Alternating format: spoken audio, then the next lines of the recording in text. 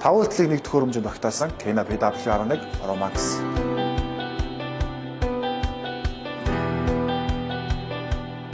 Усны хамгаалалт өгөхий 460 вольт хүчтэй мотор нь 18,000 паскал хүчээр салдаг.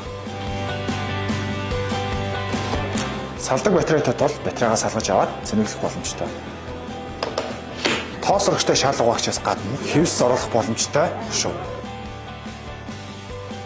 Уян нарийн шүү. Багстай жижиг шүү. Бодис оруулах боломжтой зориултын шүү. Хогоо асгах хялбархан таглаатай. Сорох хэсэг нь хос арчигтай тул сорох, угаах, арчих үйлдэлийг нэгэн зэрэг хийдэг. Илүү дэлгэрэнгүй мэдээлэл авахыг хүсвэл комент хэсэгт 2 бичиж өгөөрэй.